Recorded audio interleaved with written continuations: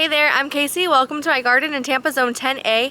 Mulberry season is coming to an end, so in this video we're going to show you how to prune your mulberries and even encourage another bloom on your everbearing varieties. Check it out.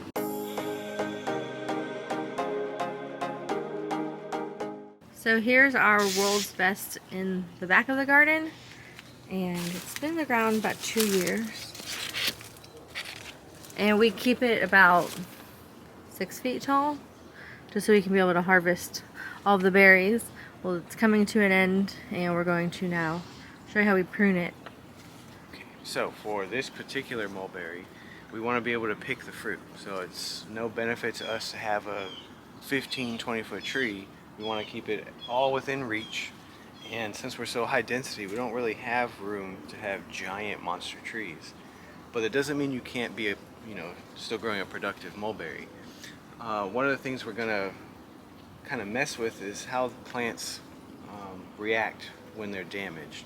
So for instance, here is a stem that I pruned last time. You can see where it was cut. And before it was cut, this was just one long whip. But as soon as it got cut, well, now we have 1, 2, 3 branches, and each one of these were very productive for us. You still see some fruit.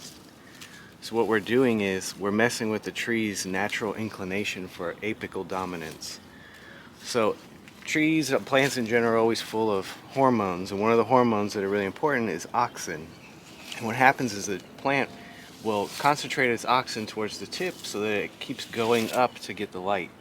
But if nothing ever happens, if it's never damaged, pruned, this whip is just going to continuously grow as one long stick.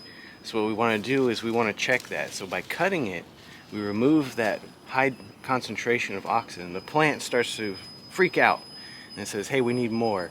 So it's all hands on deck. It starts to flush that auxin to the terminal or the top buds, and you end up with more tops than you originally had. It's just the response the tree does.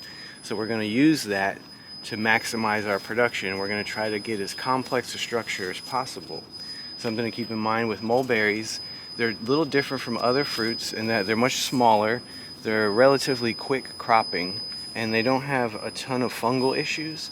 So we don't need to clear out or create vase shapes like you do with other more fungal prone things. Maybe peaches, even mangoes need better airflow. Larger fruits need larger time, more moisture. It's just inviting fungus. Here we don't have to worry about that too much. So a little bit of crowding is not a big problem. The fruit does fine. So now what we're trying to do is keep it short and complex. So first thing, evaluating where I want to prune this. I'm pretty much just resetting it for next year. But at the same time, I don't want to lose some of the things that I've got going on. So I'm going to just focus on this branch here. So you can see where it's split. We've got some nice complexity, but it's kind of getting a little tall. You could just come in and prune, kind of tip these, and you know, probably next season end up with a foot or two taller than it is now, but I don't want to deal with that. So I'm going to come much lower. I'm actually going to cut right here. And the reason why I'm cutting here to keep it low and not here is that you see we got 1, 2, 3, 4 branches already sprouted. So what's going to happen when I cut right here is all that auxin is going to just flow to these, and these are going to bush out pretty vigorously and take over. If I cut too low, I miss out on what infrastructure has already been set up for me.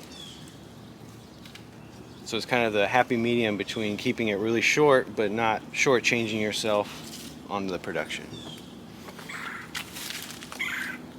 So you always want to make your cut at a slight angle. That way water, as it falls, it will run off. It doesn't sit on top and rot. And so now it's kind of like giving a haircut. I set myself a guide. So I'm going to kind of go through this scaffolding, these branched out limbs, and roughly match that, but keeping in mind to not shortchange myself. So we come to this middle. I see I have a branch here and here. I'm going to go right there. There you go, take that. Okay, here's my next one.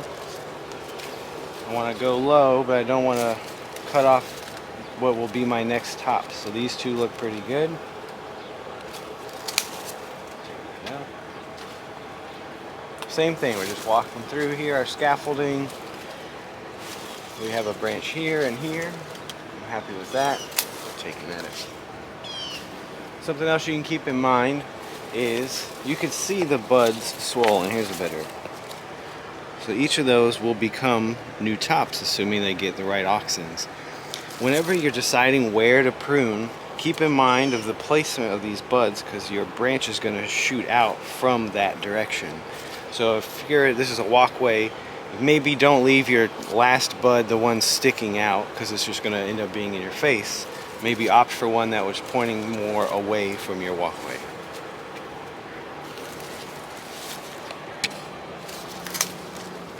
And again, here's last year's cut. Look at all these tops. And we're just recreating that same thing now.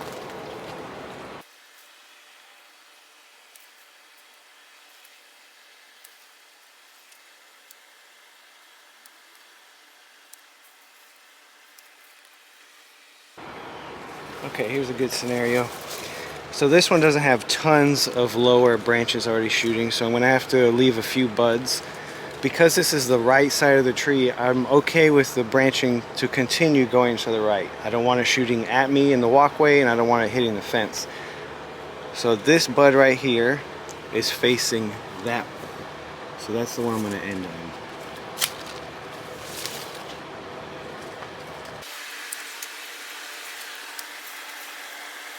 So I think the majority of the main branch pruning is done. So now I'm going to just go in and tip all the tops that I left. The rationale there is the same for manipulating the auxins or the hormones, except it's just on a smaller scale. So here's a branch that has already kind of come out, and I'm going to check that back a little bit. I'm going to go here, I'm going to tip so that this bud is shooting to the left. This is the left side of the tree. I want this side to continue occupying the left side of the potential space.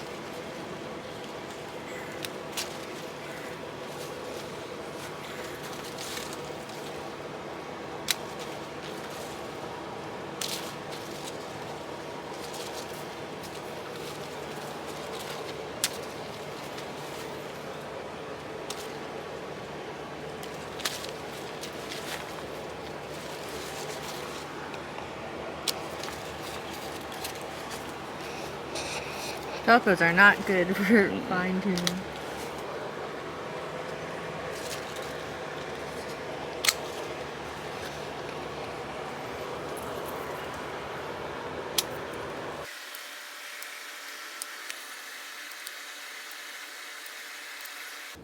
Everybody loves mulberries, even Pepper.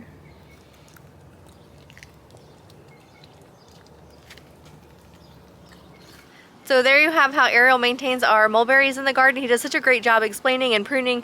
It's fantastic. In an upcoming video, I'm going to show you what happens with these mulberries in a few weeks. The Everbearing varieties are even going to refresh with flowers for our next crop for us. Anyway, thank you so much for watching the video. Hope that you enjoyed it. Hope that you learned something. Get out there and prune your garden to increase complex branching and increase fruit production for the next season. Thanks so much for watching the video today. Hope that you enjoyed it. Don't forget to like, comment, and subscribe. See you in the next one.